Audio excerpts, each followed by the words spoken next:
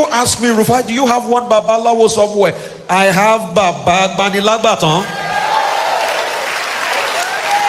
And I tell them I've never entered any Babalawo's house to go and leak anything, that the one who is my protection, I give all the glory to. So during the elections, when they harass me, they don't know my defender is the King of Kings. You say I talk anyhow on TV. I can talk anyhow because I am that I am. It's at my back. He says I should say it. And I don't fear anybody. I only fear who sent me. Because my life is not even in my hands. So it's in the hands of the one that gives life. So if you think I'm going to fear you, get out! Rufai Oseni is one of the most outspoken and fearless journalists when it comes to any issues that bothers this country, whether political and otherwise. And whenever he's speaking his truth, he doesn't look at anybody's face, no matter your political position or whoever you are. And because of his fearlessness and consistency in doing this, he has made Arise News interview very interesting to watch over the years. Now, recently, he was called to make a speech in a church program. There he revealed why he can never be afraid of speaking the truth anytime, any day. In fact, let it not be that I'm the one that is saying it. Listen to Rufai and let me know what you think on the comment section. Let's go there. Mr. Rufai Oseni. Thank you. Thank you. Thank you so much. Thank you. Realm of glory, good morning. So, people say a lot of things about me, but I do not deserve the applause. But let me tell you who deserves it. The one who picked me up as a child that lost his mom before the age of 10 and made me who I am today despite the circumstances around my birth. The one who gave me a voice that you know today that is not mine, but gave me that voice to be able to create an impact in society. All the accolades does not belong to me, and it will be foolhardy of me to take it. Ladies and gentlemen, I invite you to the King of Kings, the Lord of Lords, the Lion in the tribe of Judah, the Lily of the Valley, the Rose of Sharon, the one who cannot be changed, the one who cannot be subsumed, the one who cannot be quenched, the one who cannot be stood up. Yorubas call him Agbanilagbaton. My Igbo call him Aguna Chemba. He's the real Odogu. He's the real Igwe. The one that saves my life every day. The only one I have. You know, people ask me, Rufai, do you have one Babalawo somewhere? I have Baba Banilagbaton.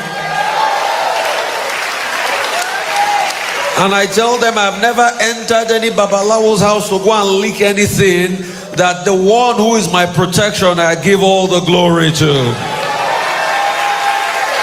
So ladies and gentlemen, if your hands are not too busy, I want you to do something radical for him. Straight jump! Because he deserves all the glory. Come on! Do something wild for him. We don't know how great he is. Hey. Listen, if you think where you are is by your power, it's a reflection of your direct stupidity. Please, just yada, wave your hands to him. Wave your hands to him. I know no other body. I know no other person. It's the Lord of Lords I know. And that's why I give him all the glory. So during the elections, when they harass me, they don't know my defender is the King of Kings. You say I talk anyhow on TV. I can talk anyhow because I am that I am. It's at my back. He says I should say it. And I don't fear anybody. I only fear who sent me. Because my life is not even in my hands. So it's in the hands of the one that gives life. So if you think I'm going to fear you, get out! Please be seated. So people ask me, where do my courage comes from? My courage comes from he that bred life into me.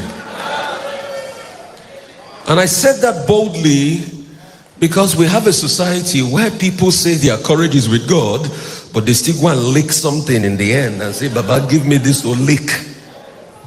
And they call it Bendel Insurance. Yes. In fact, they give it a very funny name. They say, Igbagba Onikamasha Ajo. So they say fortification. So you tell them to put their shirt in public, all sorts of marks. That's not your protection. Our protection is in God. So it is not what you sprinkle in front of your business or your office that makes customers come. It is your good nature and your attitude backed up with God that will make the customers come. A lot of you, they've given you all sorts of things in dry gin and you put in the shop. It doesn't make anybody come. What makes people come? Good nature. 1, 2, backed up by the grace of God. I like the Yoruba Bible that says, the grace of God make it rich and added no sorrow. So please depend on the grace of God. I'm really excited to be in the house today. God bless you. And for me, it's a homecoming because this is the injunction God had given me many years ago. About 20 years when I started media, God said, Rufai, I am sending you to as an apostle in the marketplace of media. So you are not the conventional journalist. And that's why I say I speak for national development because I have an assignment. I don't come on television to talk because I have to do work and pay my bills. No. I'm an apostle in the media space to be able to change the media space for Christ. And that's the cornerstone of my conviction. So for every time I cannot speak in tandem with what is the truth and reality and for the downtrodden, then I have not failed myself, I have failed God. And that's why we are different. Not everybody apostles in the media space. For me, media is not my career, it's a ministry. There's a difference. That's why when on radio in Lagos, you might have heard me on Inspiration FM for about 10 years running. I've been doing Impact on Sundays where I help a lot of people. Anybody ever heard that? Good, from Inspiration FM days. So I co-founded a radio station recently also called Voice of the People in Lagos and in Abuja. And since then, we've still been impacting people. So if it was about a career path and earning money, I know where to go and earn money. But because life is more important than anything. And you see, we have a nation that have a complete disrespect for life. That's why we are where we are today. That's why because of votes, some people came to scatter you in Okota, beat people up. We saw it. We said it. They threatened us, but we keep telling them the truth. We're not going to stop telling them the truth. So it's people that don't respect life. They think they can hurt life for elections. They say they want your vote, but they kill you to get your vote. They don't respect you. They don't. And that's the country we've built. And this across the political class. And some of these people even claim they are Christians. So you see, being a Christian is not by mounting it. It's indeed where the works of your hands. You're a Christian, but you have to rig to win election. You're not a Christian. You're not a Christian. You want to rig to win election, and after you win the election, you went back and you say, "Oh, I thank God for this miracle. It has happened." That's why after the election, I just asked one question. I say, "For those that have won, what did they win?" And the question scattered the whole country. I said, "Go and ban that boy. He's a stupid boy." He said, "He has started talking against a stupid boy. He's a stupid boy." But for those that have won, what did you win? When you beat and hurt people to be able to win, you think you have won? You have not won. For the fact you have cheated and they give you something, you think you have won? You have not won. In a matter of time, you will see that the true victory is when you win the hearts of the people.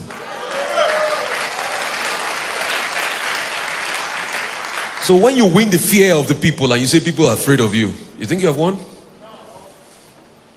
I'm going to be talking about something called the genesis of distortion. And please, big kudos to Reverend Sam. He's a great man. Please. Appreciate him. Appreciate Odudubariba himself. Oh, my brother, Mr. Malaki, God bless you. I remember, you see, Mr. Malaki is a great man.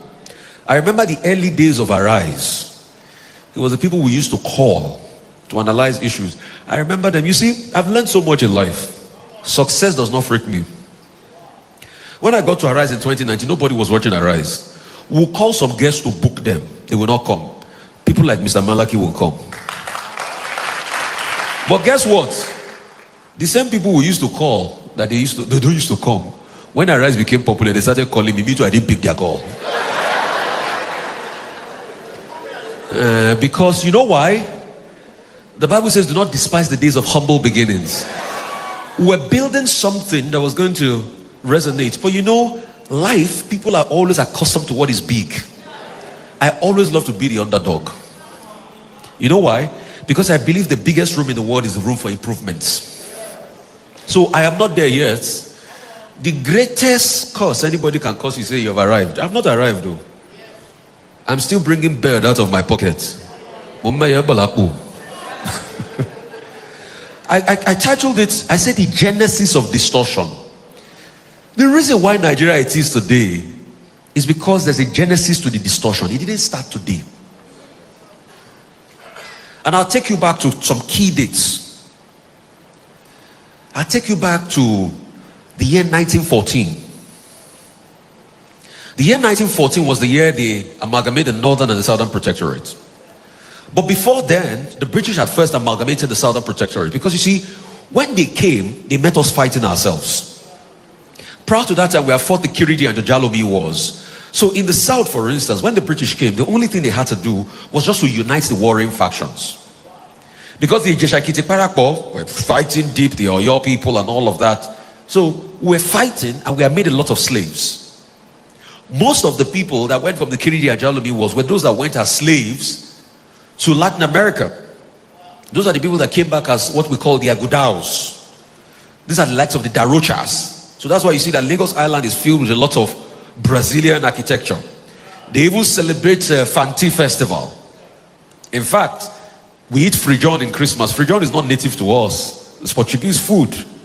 So those were the cultures they brought back. But how did we get those cultures? Because we were fighting. So they said the kingdom of God suffered violence. And all this violence can take place before us. We were already fighting from hitherto. Then the British came, settled the fight, then they colonized. The first inroad of the British in what is called Lagos colony today came in the middle 1800s. When two people too were fighting over the throne of Lagos, Kosoko and Akitoye. So they called in the British to come and settle fights. But you see, when you call a bigger man to come and settle fights of something that is very juicy, what do? They take it from you. So when Akitoye went aboard a ship called the HMS Prometheus on the Lagos Marina here, and he said, the British said, we don't know what you're talking about. Sign this edict that you will cede Lagos to us. So Lagos became a crown colony, and that's why in 1906, the first thing we did was the Southern Protectorate, the other fighting parts of the Yoruba parts, and Lagos colony. And that's why you see up till 1960, in fact, when we gained independence in 1960, residents full born in Lagos had the chance to either choose a British passport or a Nigerian passport. But a lot of them opted for Nigerian passport. So after that amalgamation, they started to rule over us. So guess the things they started to do to us. The first thing they did was they distorted our mindset. That's the genesis of the distortion. So they told you that your black color was never good enough. How did they do it? Indoctrinations. At first, they told you have to go through an education system. And after the education system, they say your language was not good enough, so they taught you in English. Have you ever wondered that if we are taught mathematics in Igbo, there will have been more people with a sound understanding of mathematics than in English? So the first thing you have to do, you have to learn your colonizer's language. And when you learn your colonizer's language, they took away your identity on how to think. So they call your customs and traditions idolatry. And the last thing they did was that they set up a fight between you, because they know if you are united, then there's going to be a problem. You remember the Tower of Babel? Even our God knew the importance of unity.